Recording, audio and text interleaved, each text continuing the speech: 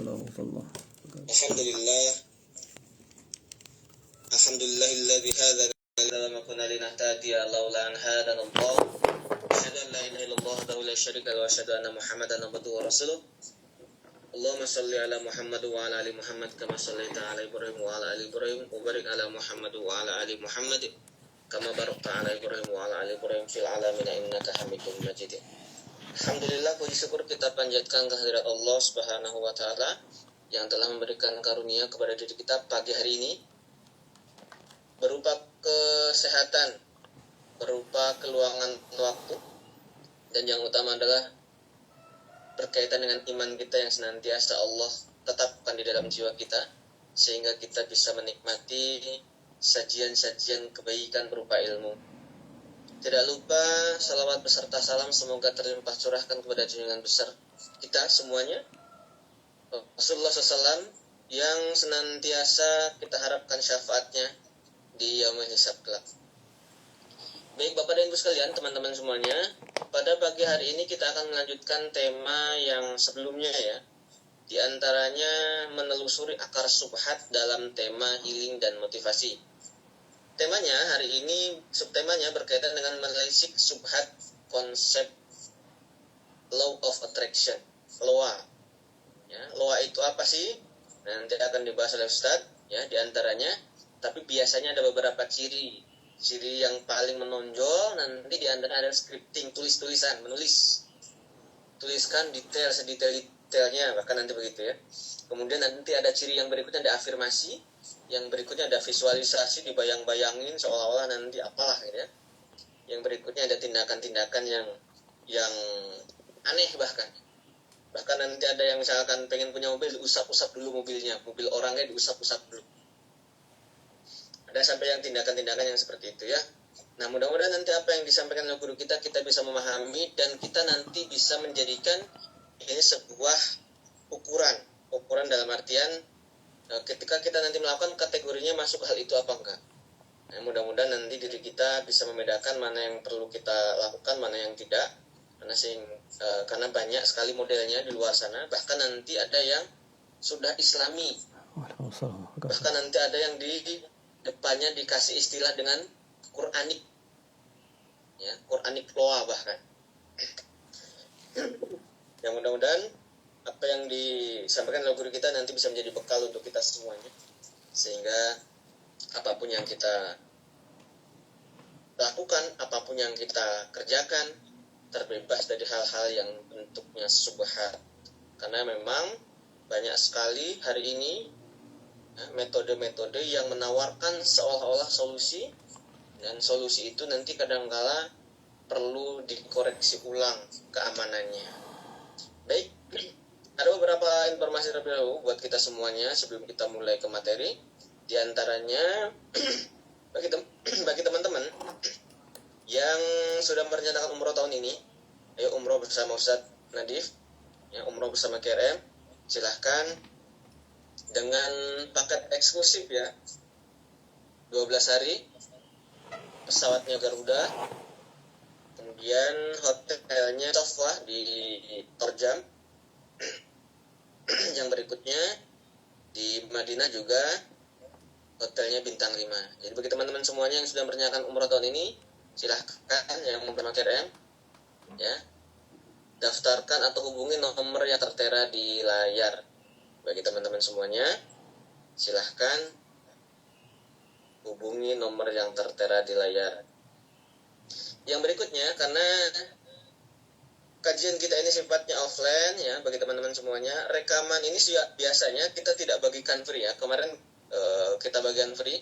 Jadi bagi teman-teman yang belum menyimak ya, silahkan disimak biar nanti nyambung bahasannya. Ya, sekali lagi bagi teman-teman yang mau mengikuti atau menyimak setiap kajian-kajian KRM, silahkan nanti dicek di link .id /KRM. Nanti silahkan disimak di situ semuanya.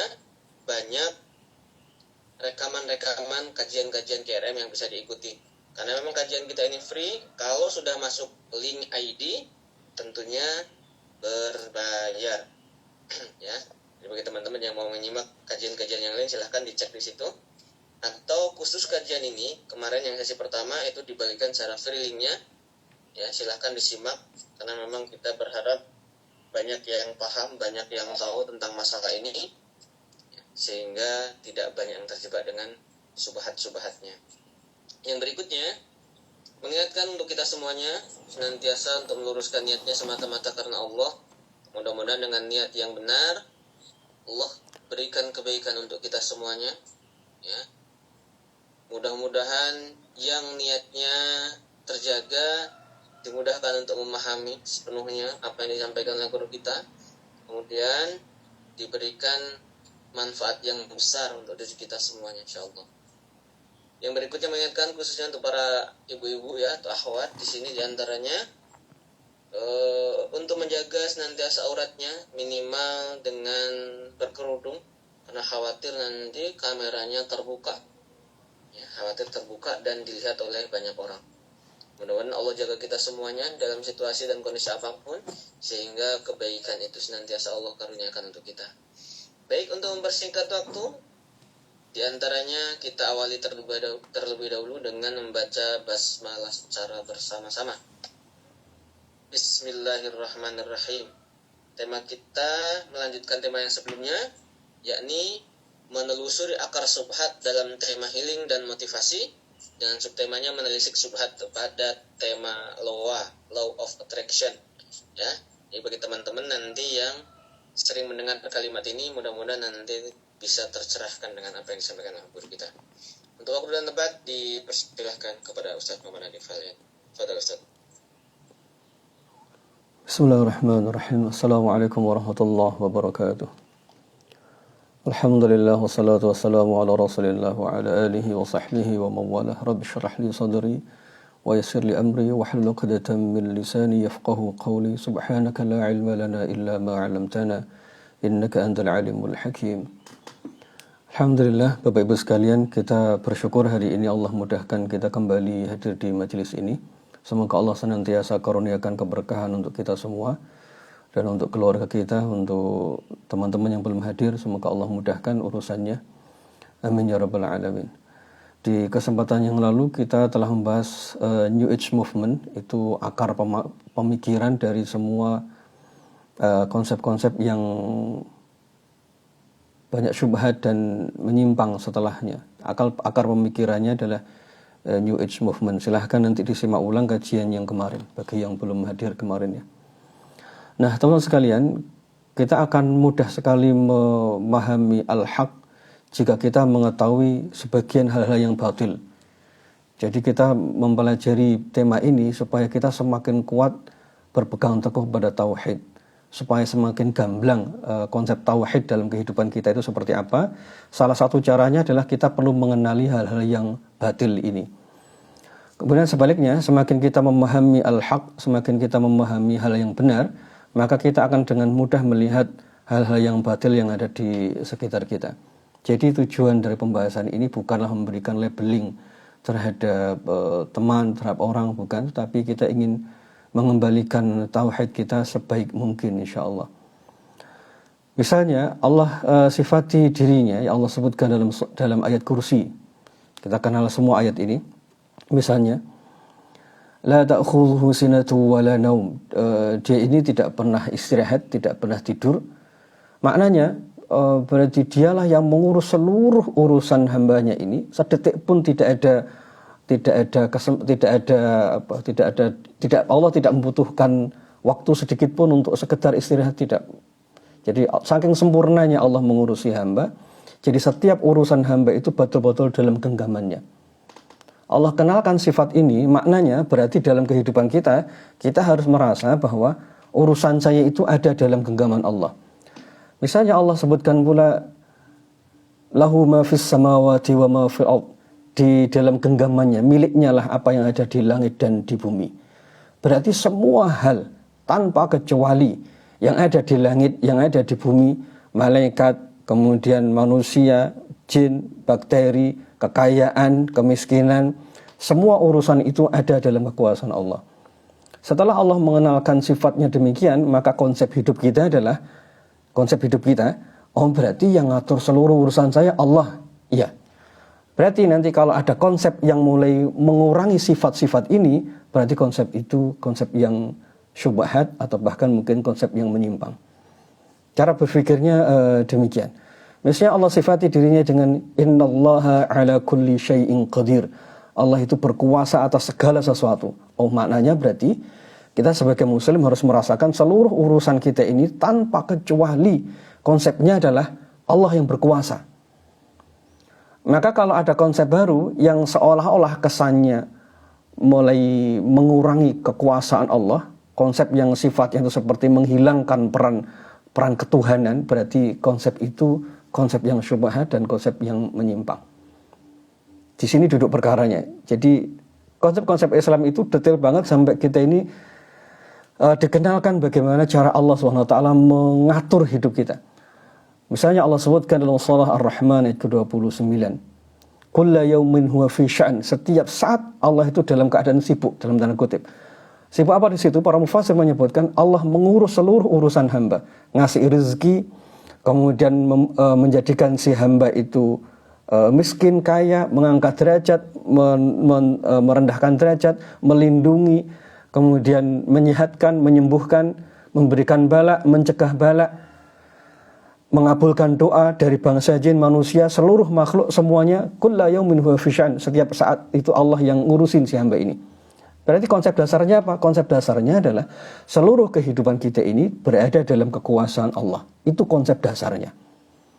Maka nanti kalau kita ketemu dengan konsep pemikiran, cara berpikir yang kesannya kekuasaan Allah tadi itu seperti tidak diindahkan, seperti diabaikan, berarti konsep itu ada syubhat atau bahkan menyimpang. Begitu ya, ini duduk perkaranya. Jadi kita ingin mengembalikan batin kita, menyadari sebagai seorang mukmin, menyadari kekuasaan Allah yang maha besar atas kehidupan kita, tanpa kecuali, tanpa batas. Sekali lagi, kekuasaan Allah adalah innallaha ala kulli syai'in qadir, kekuasaan yang tanpa batas. Inilah keinginan kita atau motif utama kita membahas bab ini. Jadi kita tidak berkepentingan untuk melabeli aliran-aliran, tidak berkepentingan untuk melabeli metode-metode, kita tidak punya kepentingan untuk itu. Tapi kita ingin mengembalikan tauhid kita. Nah, kemarin di New Age Movement itu ada beberapa tema krusial. Ini nanti akan menjadi dasar sebelum kita masuk ke Loa. Di New Age Movement kemarin itu ada konsep yang sangat fatal. Misalnya mereka menyebut segala sesuatu itu adalah Tuhan, dan Tuhan adalah segala sesuatu. Maka proses pencarian, kekayaan, kesuksesan, bahkan pencarian kebenaran tidak lagi membutuhkan kitab suci, tidak lagi membutuhkan sosok nabi, tidak membutuhkan lagi wahyu, karena kebenaran itu bisa muncul dalam diri orang lain, kan, dalam diri kita. Karena ya kita dan Tuhan itu tidak ada bedanya, seolah-olah begitu konsepnya. Ini adalah konsep paling menyimpang yang ada di New Age Movement. Kemudian akhirnya dengan konsep ini mereka menyebut dengan istilah bahwa Tuhan itu bukanlah sosok, tapi hanya dalam tanda kutip hanya sekedar energi yang terus-menerus abadi di alam semesta. Tidak ada sosok Tuhan yang memberikan aturan benar dan salah. Ya itulah konsepnya.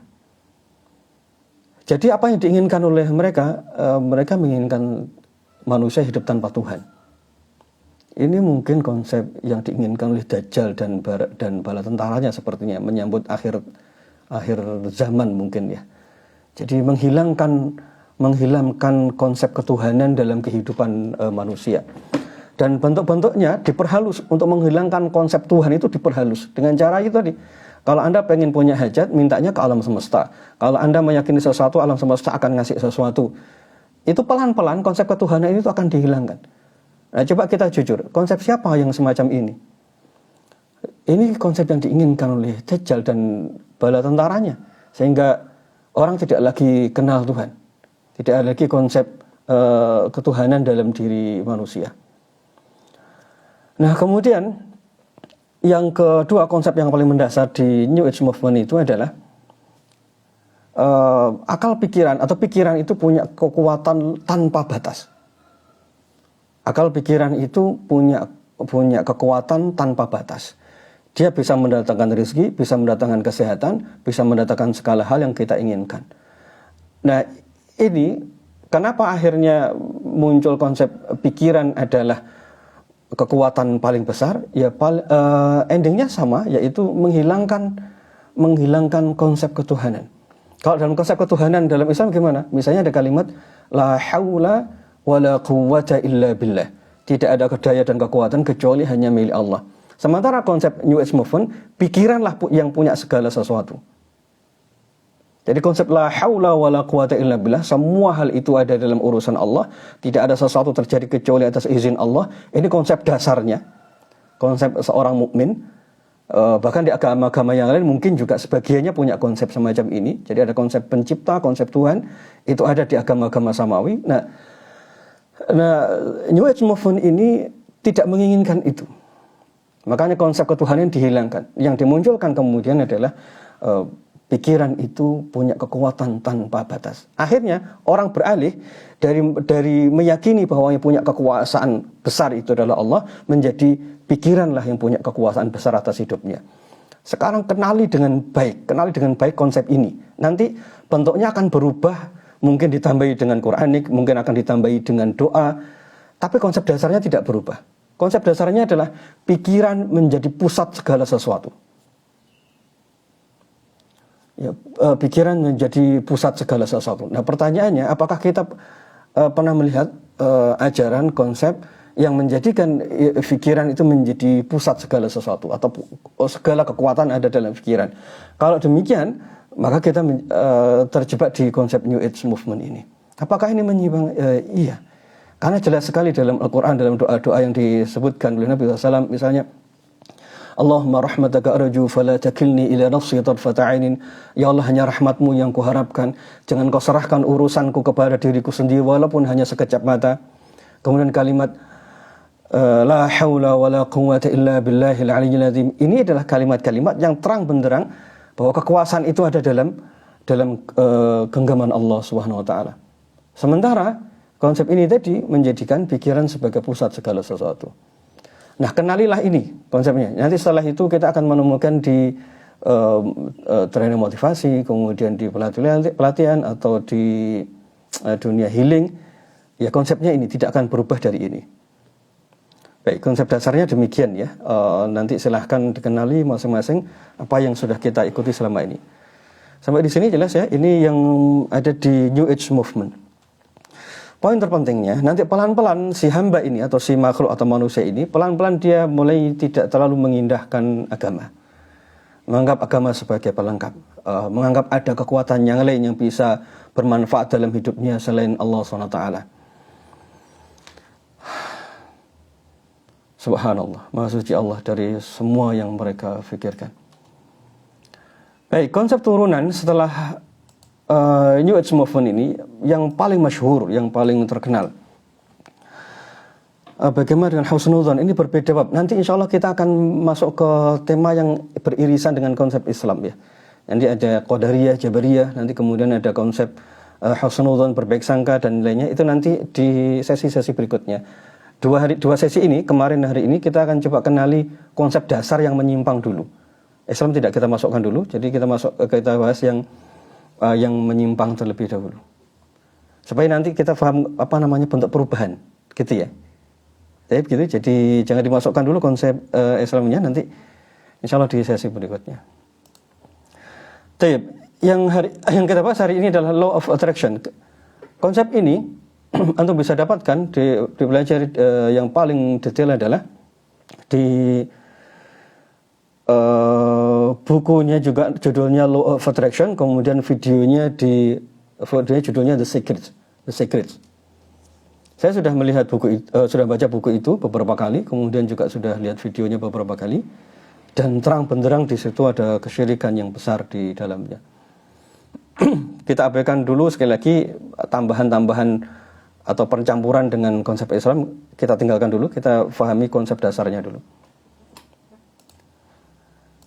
Catatan terpenting, yang sedang kita bahas ini konsep dasarnya. Kita tidak sedang mencontoh, tapi kita sedang bahas konsep dasarnya yang kita anggap konsep dasarnya yang menyimpang itu.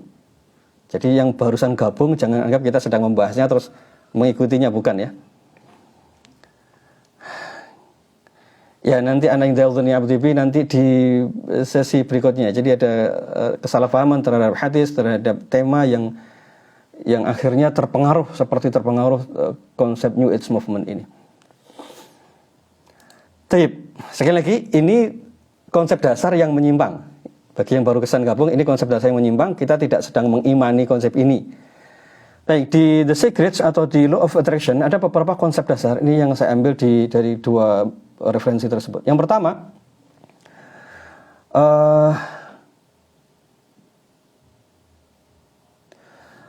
Law of Attraction ini diambil dengan istilah law atau hukum.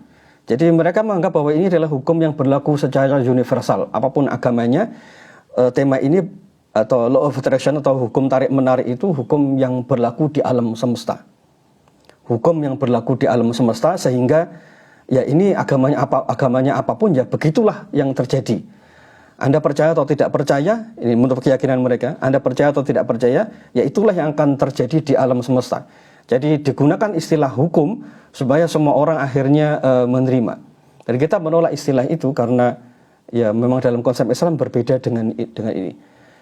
Jadi ini berlaku universal, orang mau percaya atau tidak percaya, kalau ini terjadi dalam kesehariannya, dalam pikirannya, maka itu yang akan terjadi dalam hidupnya. Kalau orang memahami hukum ini, maka dia akan mendapatkan banyak hal dalam hidupnya.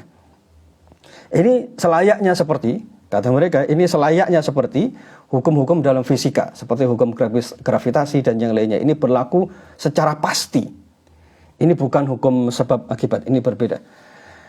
Jadi hukum tarik-menarik ini, menurut versi mereka, ini hukum yang berlaku di alam semesta yang diciptakan, yang terjadi di alam semesta, yang diciptakan oleh alam semesta. Alam semesta sudah mengatur semacam itu. Begitulah alam semesta mewujudkan untuk si makhluk bernama manusia. Ini hukumnya berlaku semacam itu. Apapun agamanya. Ini berlaku pasti seperti hukum gravitasi, seperti hukum-hukum yang berlaku di fisika. Ini ilmiah dan tidak bisa ditolak. Ini konsep yang mereka lakukan, yang mereka kenalkan kurang lebih begitu. Ini supaya orang akhirnya menerima, oh ya begitu, ini hukum alam. Jadi ini dianggap atau diposisikan seperti hukum alam. Sekali lagi, ini diposisikan seperti hukum alam yang berlaku akan persis seperti itu. Kita akan menyangkal poin ini, dan ini bukanlah hukum alam. Ini hanya dugaan dan persepsi mereka. Nanti akan ada beberapa contoh setelah ini. Kata mereka, ini adalah hukum yang berlaku untuk mengatur keutuhan atau keteraturan sistem alam semesta. Ini masih ada kaitannya dengan konsep New Age Movement kemarin. Setiap saat Anda hidup, setiap hal yang Anda alami dalam hidup, tidak menjadi soal siapa Anda, dan seterusnya. Intinya hukum tarik-menarik ini akan terus terjadi. Kemudian hukum tarik-menarik ini merespon isi pikiran, terlepas apapun isi pikiran Anda. Jadi inti dari hukum tarik-menarik ini adalah isi pikiran kita, karena kita tadi di konsep New Age Movement, pikiran itu adalah unsur terpenting di alam semesta. Jadi alam semesta, kemudian isi pikiran kita, ini seperti energi yang jadi satu. Dan manusia ini salah satu magnet terkuat. Ini istilah yang sering mereka pakai. Manusia ini adalah magnet yang paling kuat karena dalam dirinya ada pikiran. Yang tadi konsep dasarnya pikiran itu adalah kekuatan yang tanpa batas. Sehingga alam semesta dan pikiran ini dia seperti energi yang saling menyatu. Di alam semesta ini ada semua hal. Maka jika manusia ingin menghadirkan yang ada di alam semesta ini, menghadirkan menjadi nyata, maka manusia cukup mengelola isi pikirannya tadi. Maka semua yang ada di alam semesta itu akan muncul secara zahir, secara fisik dalam kehidupan manusia. Jika manusia memikirkan, fokusnya tadi memikirkan kekayaan, maka alam semesta akan merespon dan memberikan kekayaan seperti yang dia pikirkan tadi. Jadi ini hukum tarik-menarik. Sebaliknya, kalau pikiran manusia itu negatif saja, maka alam semesta ini juga akan menghadirkan energi yang negatif, akhirnya yang hadir dalam kehidupan si manusia itu buruk atau negatif terus-menerus. Ini konsep yang ada dalam pikiran New Age Movement dan Law of Attraction. Kemudian mereka menyebutkan kalimat begini, Anda adalah magnet yang paling kuat di semesta. Dalam diri Anda terdapat sebuah magnet yang lebih kuat dari segala sesuatu di dunia. Dan kekuatan itu terpancar melalui pikiran-pikiran Anda. Ini konsep yang tadi pelan-pelan itu akan menghilangkan konsep ketuhanan. Coba bayangkan seandainya manusia hidup atau kita hidup dengan sebuah keyakinan, pikiran kita itu menentukan segala hal. Konsep ketuhanan itu melemah. Konsep ketuhanan dalam diri kita itu melemah. Sedangkan dalam konsep Islam ini justru sebaliknya. La haula wa la quwwata illa billahil aliyyil azim. Ini kan jauh berbeda, 180 derajat berbeda. Sama seperti kalimat Nabi dalam doa beliau, Allahumma rahmataka arju fala takilni ila nafsi tarfata ainin. Jangan kau serahkan urusanku kepada diriku sendiri walaupun hanya sekejap mata.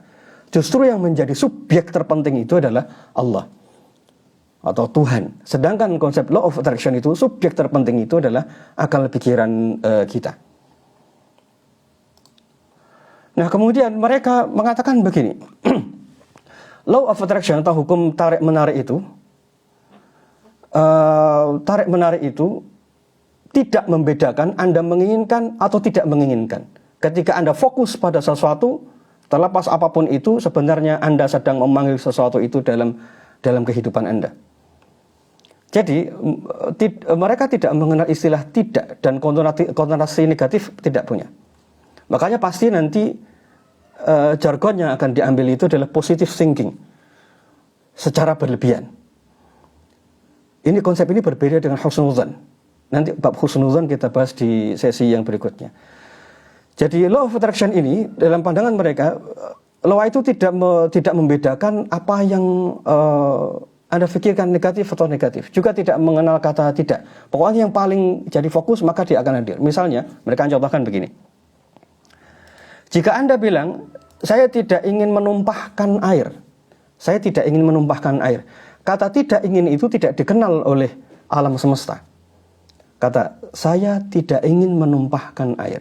Tidak ingin itu tidak dikenal oleh alam semesta. Tapi yang direspon oleh alam semesta itu isi pikirannya. Isi pikiran kita apa tadi?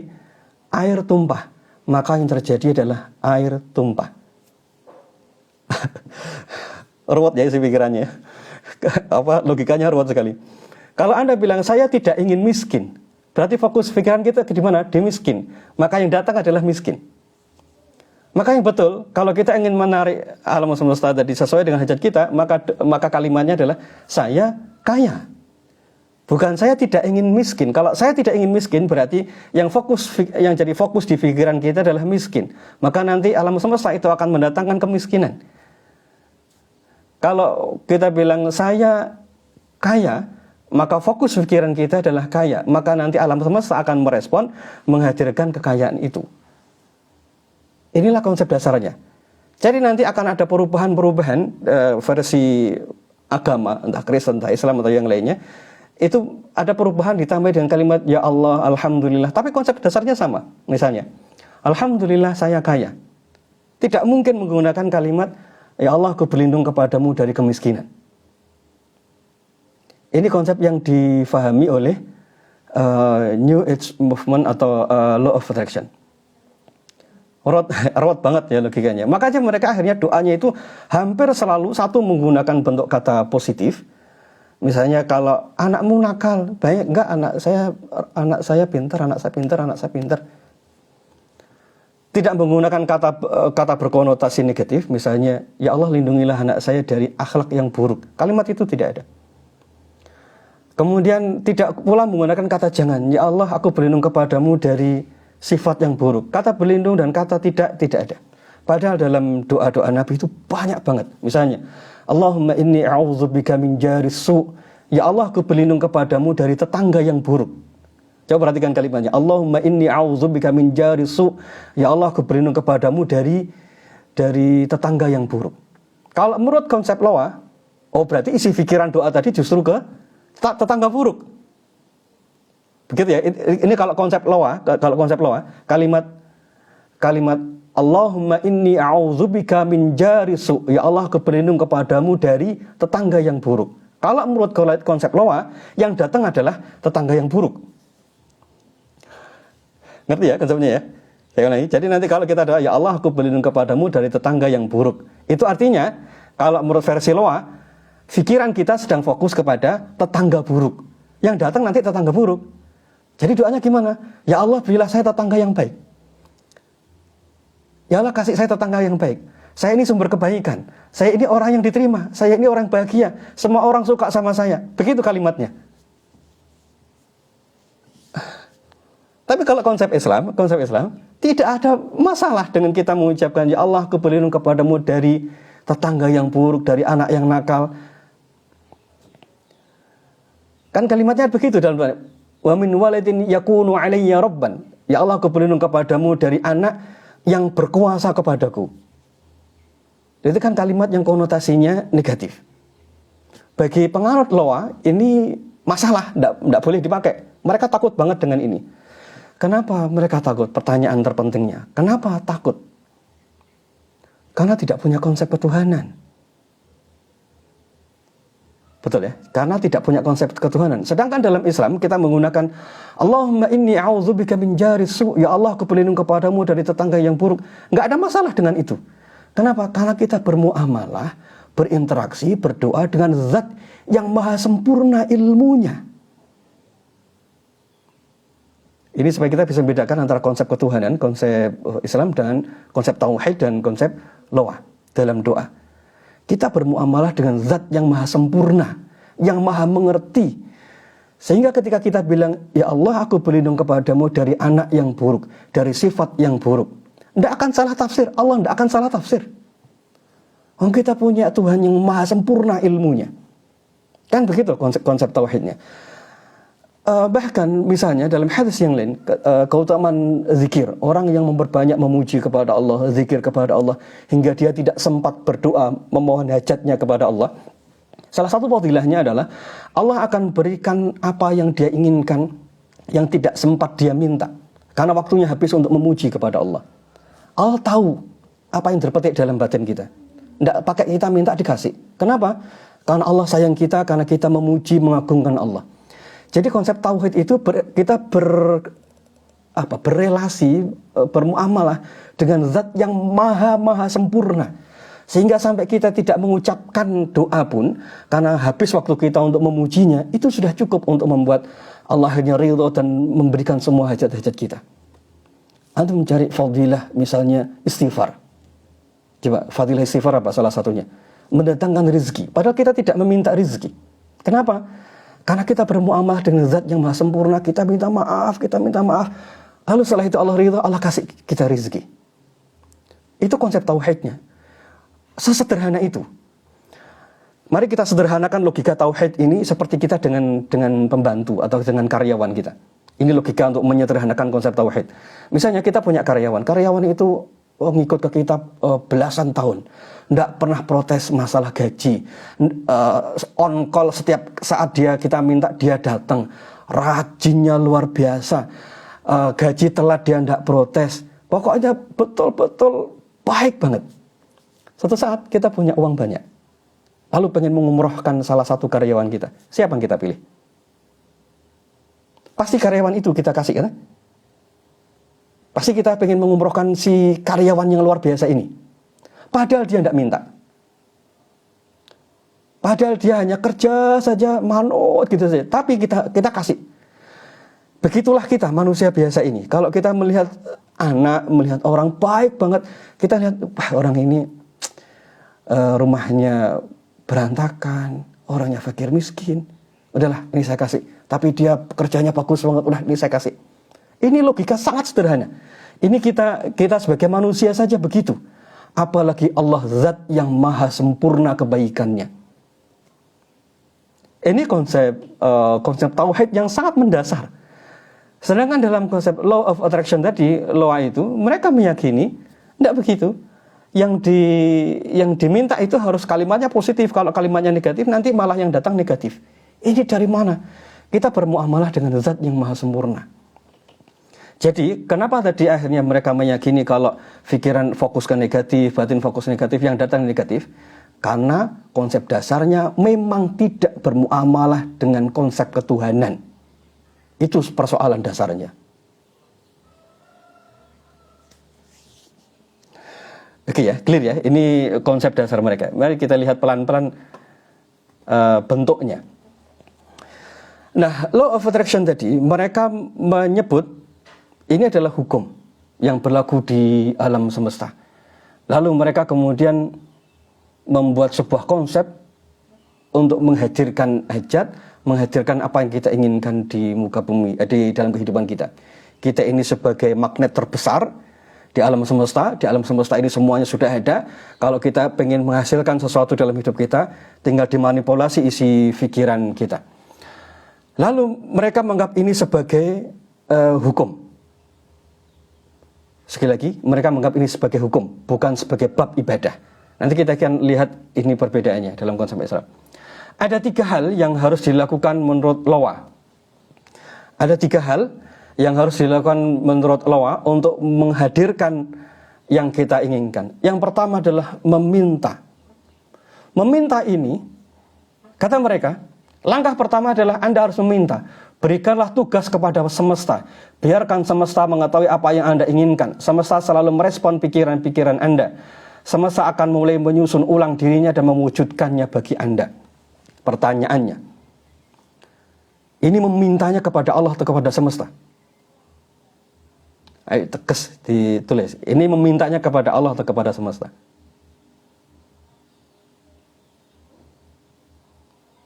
Loa berarti meminta kepada siapa? Kepada semesta. Sekarang coba renungkan dalam konsep Islam. Meminta itu bab ibadah atau bab psikis? Meminta itu dalam bab ibadah atau bab psikis, kejiwaan? Alhamdulillah, bab ibadah. Meminta itu bab ibadah. Kalau dalam Islam bab ini masuk dalam bab namanya doa. Oke ya, meminta itu dalam bab doa. Ini bukan bab psikis. Ini bukan bab kejiwaan. Ini bab agama. Ini bab doa, ini bab agama. Sehingga nanti kalau orang meminta kepada selain Allah, maka hukumnya termasuk kesyirikan besar. Ini konsep pertama, law of attraction. Meminta kepada alam semesta, kasih tugas, lemparkan ke pikiran Anda ke alam semesta, lalu yakini alam semesta nanti akan memberikan apa yang Anda inginkan. Pikirkan saja, misalnya Anda pengen punya mobil, ya saya pengen punya mobil, saya pengen punya mobil. Udah ulang-ulang itu saja, nanti alam semesta akan tahu Anda pengen mobil. Nah, setelah itu nanti alam semesta akan menyusun rekayasanya supaya mobil itu terwujud dalam diri Anda. Lah, alam semesta itu milik Allah. Bagaimana kita meminta kepada makhluk? Ini kesyirikan besar. Subhanallah amma yusyrikun. Maha suci Allah dari semua yang mereka sekutukan. Jadi ini langkah pertama yang mereka minta adalah, yang mereka sarankan adalah pertama meminta. Lemparkan isi pikiran ke alam semesta, itulah yang dimaksud dengan meminta.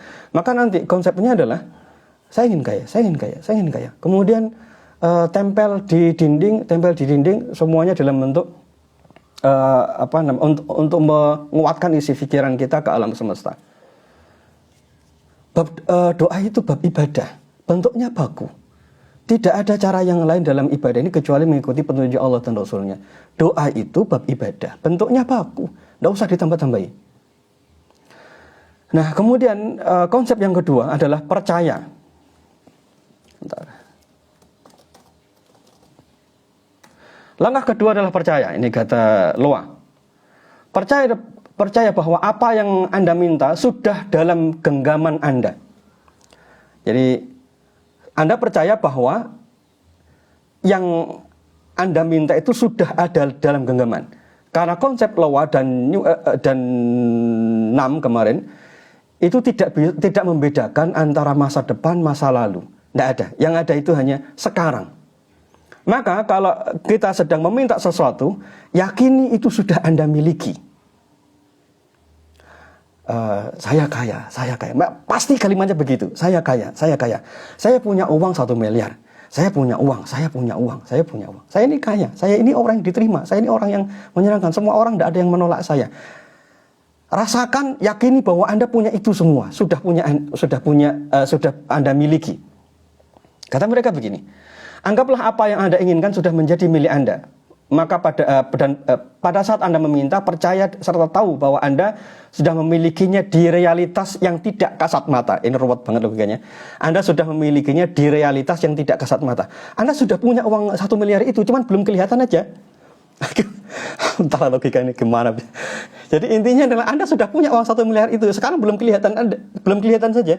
Yakini Anda sudah memiliki. Kalau Antum melihat di video The Secrets, ini malah lebih aneh lagi. Misalnya ketika kita membayangkan punya mobil, kita disuruh bangun pagi, memejamkan mata, kemudian peganglah sesuatu, rasakan kita sedang memegang setirnya, terus kaki ngegas, nyalakan, dengarkan suaranya. Dilakukan proses visualisasi semaksimal mungkin. Jadi ketika Anda bangun tidur, rasakan Anda mengambil kunci, memutar starternya, terdengar suaranya menderu, lalu kemudian Anda ngegas, ngeng gitu, terus kemudian rasakan tangan Anda menggenggam setirnya, rasakan Anda berjalan, ya kayak gitu. Itu untuk memvisualisasi. Kenapa? Karena Allah tadi meyakini bahwa apa yang mereka miliki itu, atau apa yang mereka minta itu sudah ada di realitas yang kasat mata, realitas yang masih belum kelihatan.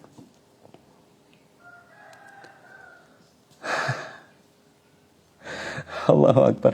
Jadi Anda harus, kata mereka, jadi Anda harus bertindak, bicara, berpikir seakan-akan Anda sudah menerimanya sekarang. Jadi Anda harus bersikap, berbicara, bertindak seolah-olah Anda sudah memilikinya semua sekarang. Jadi kalau kita sekarang misalnya, saya pengen punya pasangan artis yang cakep, yang gitu, berhalusinasi, dibayangkan hidup saya kayak begitu. Kan ini Allahu Akbar. Apa istilah yang sakit mungkin ya. Kalau kita mau nyebut mungkin sakit. Jadi mulailah Anda percaya berpura-pura. Jadilah Anda seperti seorang anak yang bermain pura-pura. Bertindaklah seakan-akan Anda memilikinya. Jadi gambarannya seperti anak kecil yang sedang bermain, walaupun mainannya pakai kelereng, kita meyakininya itu mobil-mobilan. Mereka meyakini ini kenyataan. Yang ini apakah halusinasi semacam ini, apakah termasuk kekafiran? Yang ini tidak termasuk kekafiran, tapi yang pertama tadi itu termasuk kekafiran. Yang pertama tadi, karena meminta kepada alam semesta. Poin terpentingnya di yang pertama tadi. Kemudian yang kedua, ini masalahnya adalah kalau ini dikaitkan dengan yang pertama, lalu meyakini hanya dengan cara inilah hajat saya terpenuhi. Ini masalah.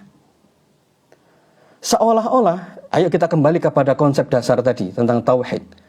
Allah punya mekanisme sendiri dalam mengabulkan doa.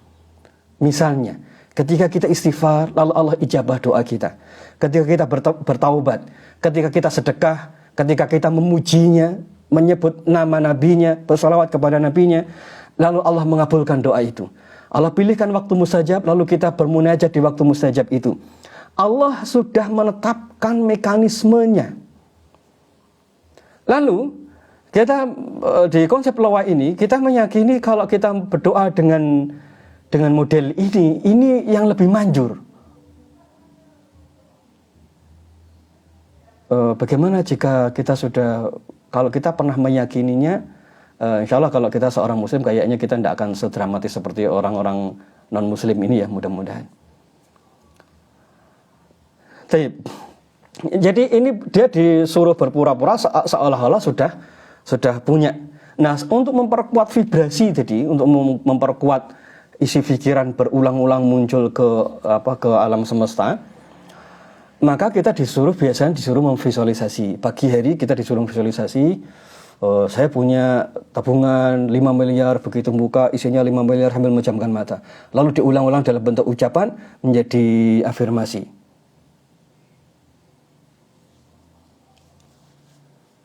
Clear ya? Ini terang benderang dengan berbeda, sangat luar biasa dengan konsep Islam. Sangat berbeda. Baik, ini yang kedua. Yang ketiga, menerima. Langkah ketiga, kata mereka, Langkah terakhir dalam proses adalah menerima. Mulailah merasa senang tentangnya. Rasakan seperti yang akan Anda rasakan ketika keinginan itu sudah tiba. Ketika Anda mengalihkan khayalan menjadi kenyataan, Anda berada di posisi untuk membangun khayalan itu lebih besar, dan itu proses penciptaan.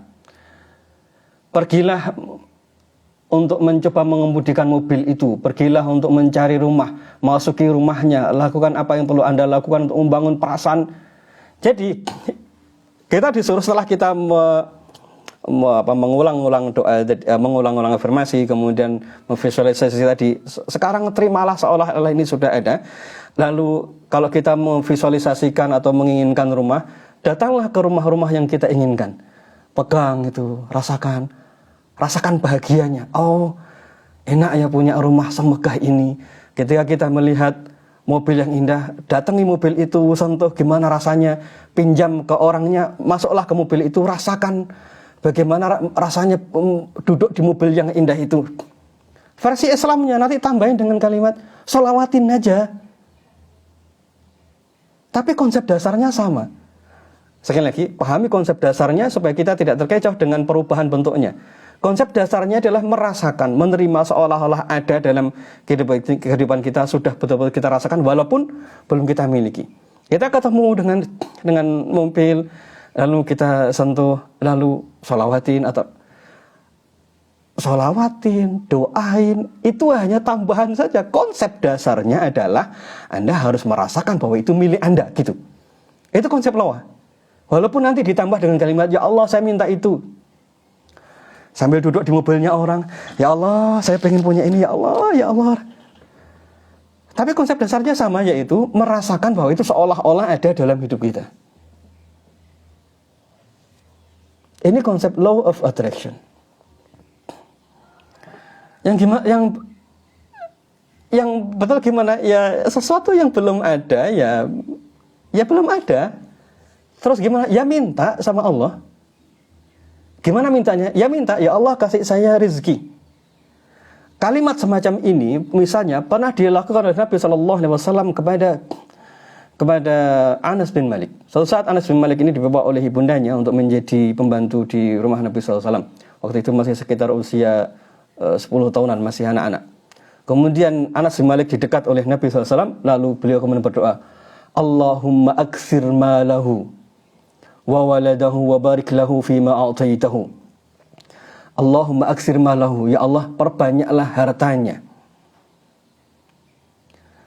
dan keturunannya, wa barik lahu fima a'taitahu, dan berkailah apa yang kau berikan kepadanya. Jadi Anas bin Malik ketika kecil tadi, apakah beliau disuruh memvisualisasi beliau punya harta banyak? Kan enggak. Ya sudah, Nabi hanya berdoa, ya Allah banyakin hartanya. Udah, sesimpel itu. Jadi kalau kita pengen punya harta banyak, gimana doanya? Ya doa saja, Allahumma aksir mali, ya Allah banyakin hartaku. Udah, selesai. Nggak perlu bayangin seolah-olah punya harta, masuk ke rumahnya orang sambil merasakan gimana rasa kayanya. Nggak perlu. Itu konsep yang ada di law of attraction dan bedanya dengan konsep Islam. Jadi akhirnya mereka maka dengan membaca konsep di atas, konsep meminta ditujukan kepada alam semesta, maka ini persoalan serius dalam masalah akidah. Ini poin terpentingnya. Meminta dalam Islam termasuk dalam bab doa. Jadi kita tidak boleh meminta kepada selain Allah. Kemudian manusia dapat mengubah takdir dirinya sendiri. Nah, ini yang salah satu penyimpangan besar dalam filsafat akidah. Kalau dalam Islam nanti ada yang disepakati menyimpang oleh para ulama, namanya Qadariyah. Nanti insyaallah dibahas di sesi berikutnya. Jadi sampai di The Secret, di videonya itu, sampai mereka bilang, Anda adalah pencipta. Anda menciptakan takdir Anda sendiri. Anda adalah Tuhan dan Anda adalah pencipta. Kalimat itu terang benderang disebutkan di The Secrets, bagi yang pernah melihat videonya. Itu syirik akbar, kesyirikan besar. Karena menyangka bahwa manusia adalah pencipta atas dirinya sendiri.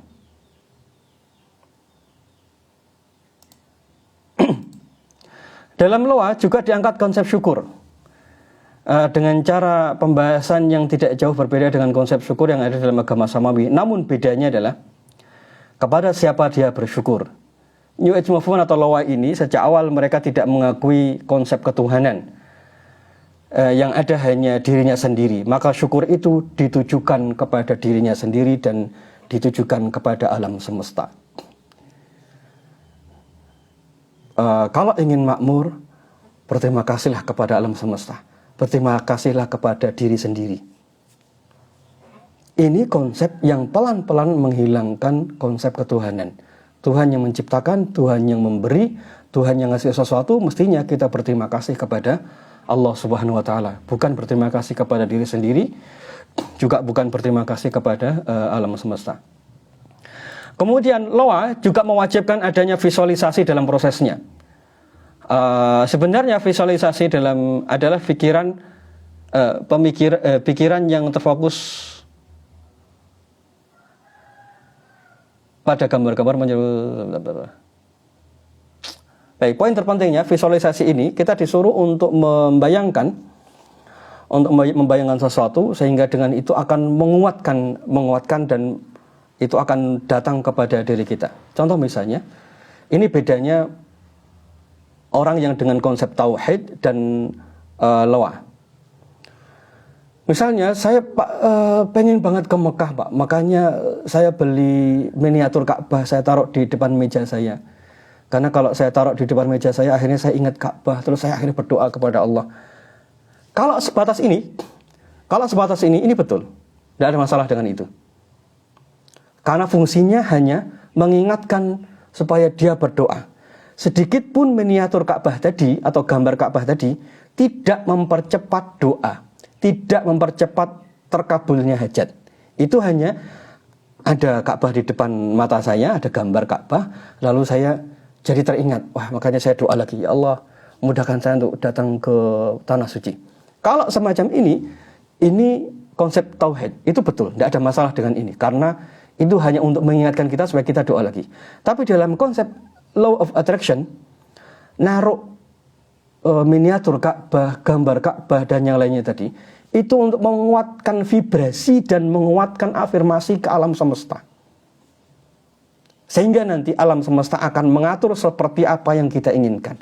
Kalau ini beda, tipis banget. Yang satu meyakini miniatur Ka'bah tadi untuk menguatkan vibrasi ke alam semesta, sehingga alam semesta mengabulkan. Ini yang kategorinya kesyirikan. Kalau yang satu tadi, supaya ingat lalu doa lagi pada Allah. Sedikit pun tidak mengubah. Mari kita gunakan logika yang sangat sederhana untuk memahami dua konsep ini. Contohnya misalnya, kita waktu itu usia SMP, 3 bulan lagi ujian akhir semester. Kita taruh jadwal tanggal sekian mata pelajaran ABC, tanggal sekian mata pelajaran ABC. Kita tempel di depan meja belajar kita, padahal ujiannya masih 3 bulan atau 6 bulan lagi. Untuk apa jadwal itu? Jadwal itu akan membuat kita tiba-tiba menjadi berprestasi dan sukses, atau jadwal itu hanya untuk mendorong kita belajar? Hanya untuk mendorong kita belajar ya. Nah gitu. Ini beda, ini logika sederhana untuk memahami dua konsep tadi, mana yang kategorinya kesyirikan dan mana yang sifatnya bukan kesyirikan. Jadi ketika kita taruh jadwal ujian 3 bulan lagi atau 6 bulan lagi, itu maksudnya, waduh tinggal 3 bulan lagi saya harus belajar. Wah tinggal sepekan lagi saya harus belajar. Tapi sedikit pun tidak akan menyebabkan kita menjadi berhasil. Tapi kalau konsep loa tadi ditaruh di depan mata itu, maksudnya nanti kita akan menjadi berhasil. Jadi kalau konsep loa tadi meletakkan benda untuk visualisasi tadi itu, maksudnya itu akan mempercepat berhasil. Sedangkan konsep yang benar itu tidak ada kaitannya. Itu hanya untuk menguatkan kita bahwa kita punya tugas untuk segera belajar, tidak lebih tidak kurang. Sama kayak misalnya kita bekerja keras lalu ingat orang tua yang sudah sepuh. Wah saya harus kejar lagi deh. Waktu malas-malasan lalu ingat ibu kita di depan mata kita sedang sakit. saya harus kerja lagi lah. Ini normal. Ini normal. Jadi mudah-mudahan antum bisa membedakan mana tindakan yang dipengaruhi oleh tauhid yang benar tadi dan tindakan yang dipengaruhi oleh konsep law of attraction. Jadi Loa menganggap alam semesta itu selayaknya Tuhan. Nauzubillah. Inilah persoalan pentingnya. New Age Movement apa? Nanti silahkan dilihat di video sebelumnya. Di IG masih ada rekamannya di sesi sebelumnya. Baik.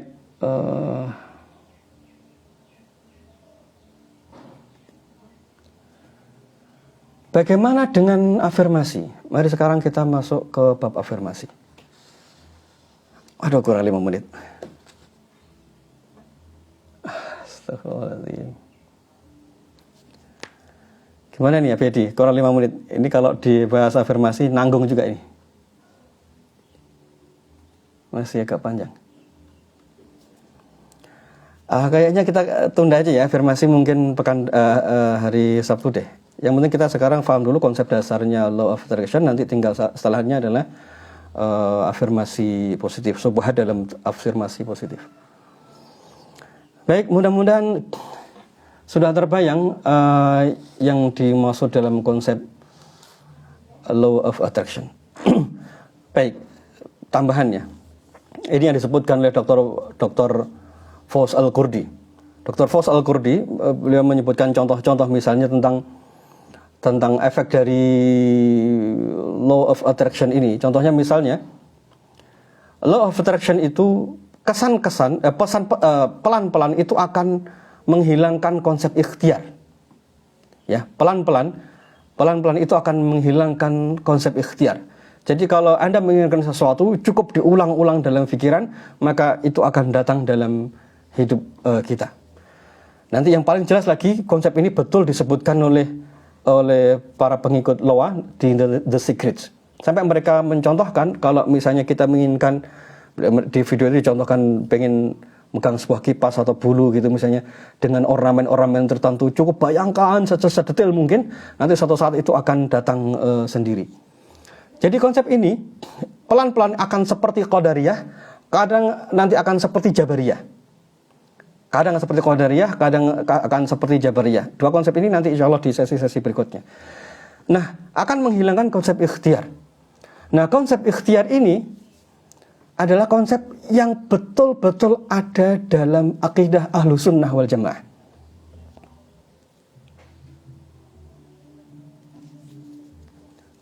Saya tidak ingin menyebut merek ya. Saya tidak ingin menyebut merek nanti ini itu. Saya tidak ingin menyebut merek. Saya ingin ngajak antum sekalian untuk mengenali konsep dasarnya. Kalau nanti sudah mengenali konsep dasarnya, apapun mereknya, bentuknya, berubah kayak apapun, konsep dasarnya tidak akan berubah. Jadi fahami konsep dasar ini, nanti kita akan dengan mudah melihat konsep dasarnya. Jadi pikiran pikiran adalah pusat segala sesuatu. Kalau kita pikirkan, maka akan terwujud. Ini terbantahkan secara syar'i. Kenapa? Karena kita dibebani dengan ikhtiar. Satu, terbantahkan. Pikiran itu menjadi pusat segala sesuatu, maka ini terbantahkan. Satu, terbantahkan dengan konsep ikhtiar yang ini ada dalam agama. Kemudian yang kedua, dalam sejarah, ini untuk membantah apakah betul-betul pikiran itu akan mewujudkan semua hal. Dalam sejarah kita kenal Nabi SAW sangat berhajat bahwa paman beliau menjadi seorang Muslim, Abu Thalib. Pertanyaannya, apakah Abu Thalib menjadi seorang Muslim?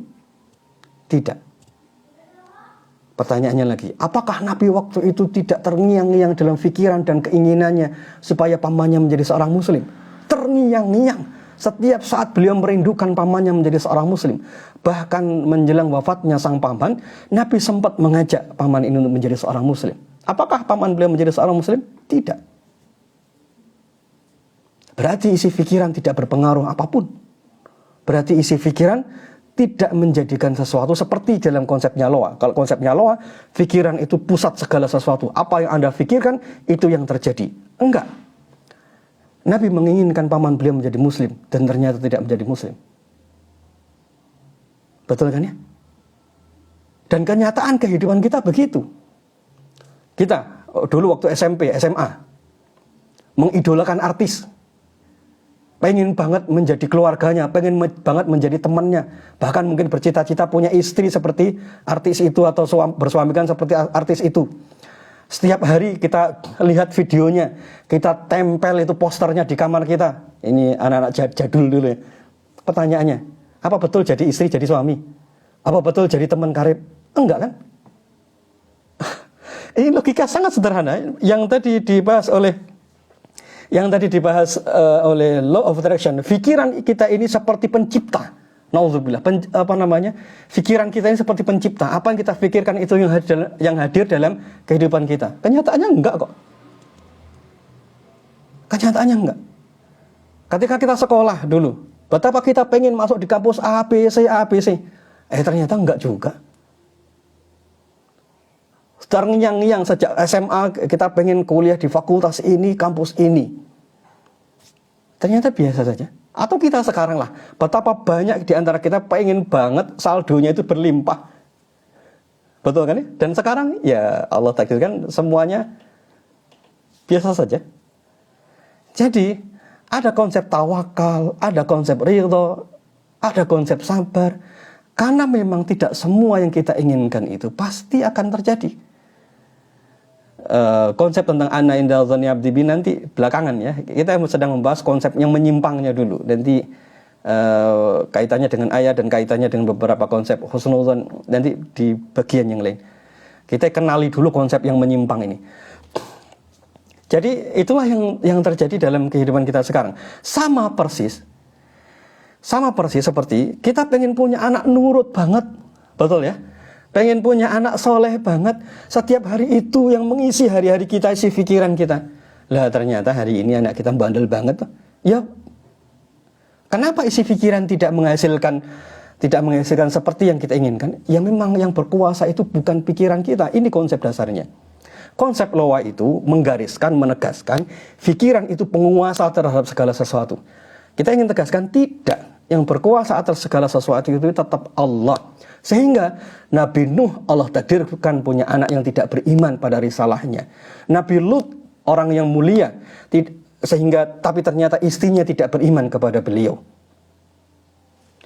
Nabi Adam alaihissalam dan ibunda Hawa orang semulia sebaik mereka. Ternyata Allah takdirkan punya anak yang satu Qabil dan satu Habil. Tidak semuanya menjadi baik. Nabi Musa alaihissalam, takdirnya mungkin kita ingin menjadi anak yang terus-menerus dalam pengasuhan ibunya. Sang ibu juga pengen banget mendekap si anak itu. Tapi ya takdir Allah, anak itu ada dalam genggaman Fir'aun di masa pertumbuhannya. Jadi sekali lagi yang berkuasa atas segala sesuatu itu tetap Allah. Poin pentingnya itu. Sedangkan dalam konsep loa itu ingin menghilangkan konsep ini. Yang berkuasa itu alam semesta, yang berkuasa itu adalah isi pikiran kita. Konklusinya itu. Nah sekarang pelan-pelan nanti cermati diri kita, cermati pelatihan-pelatihan yang kita ikuti. Kalau sudah mulai alam semesta dan pikiran sebagai penguasa terpenting, itu syubhat sudah mulai muncul. Konsep dasar Islam tidak demikian. Begitu ya kurang lebihnya. Nanti setelah ini baru masuk ke tema yang lain, afirmasi, kemudian konsep Islam, konsep-konsep menyimpang yang pernah ada, tumbuh dan disepakati para ulama sebagai aliran yang menyimpang. Nanti setelah ini mudah-mudahan bisa kebayang lebih jelas. Wallahu a'lam bishawab. Nanti silahkan, ini rekamannya masih ada, silahkan bisa dibagikan, tapi simak dulu sesi yang pertama kemarin. Wallahu a'lam bishawab, saya kembalikan ke Abiyadi.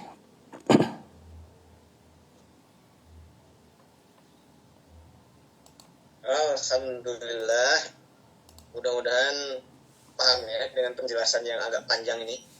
Ya, di balik sebuah metode, di balik sebuah kebiasaan ternyata nanti bisa menjadi sebab hal-hal yang pas, bahkan mungkin sebabnya atau yang subhat atau bahkan nanti menyimpang.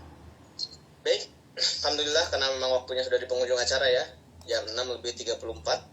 Mudah-mudahan kita bisa bertemu kembali nanti di hari Sabtu insyaallah ya, dalam kondisi yang jauh lebih baik dan mudah-mudahan nanti lebih paham. Untuk rekaman ini nanti akan kita bagikan lagi enggak Ustaz? Ya, dibagikan saja enggak apa.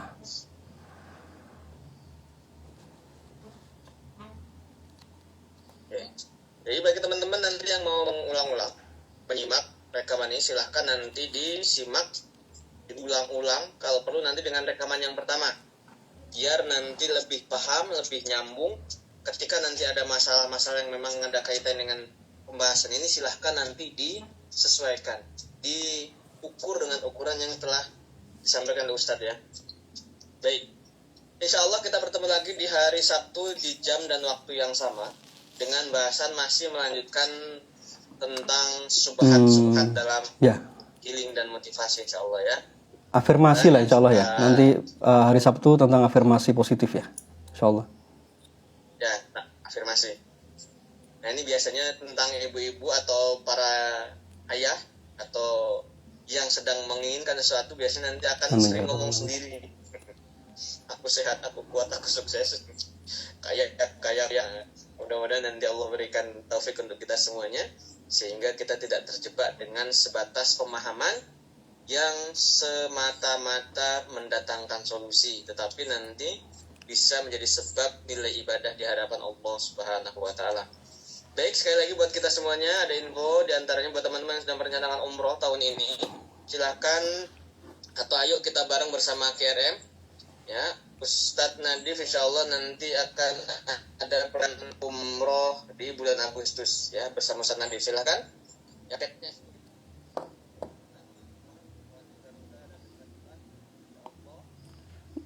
Masya Allah, Bu Latifah. Gimana kabarnya Bu Latifah? Salam buat suami, insya Allah. Baik, teman sekalian, insya Allah hari Sabtu kita lanjutkan ke afirmasi positif. Mudah-mudahan Allah pertemukan kita kembali. Kita akhiri dengan doa kafaratul majlis. Subhanakallahumma wa bihamdika asyhadu an la ilaha illa anta astaghfiruka wa atubu ilaik. Wallahu minkum. Assalamualaikum warahmatullahi wabarakatuh.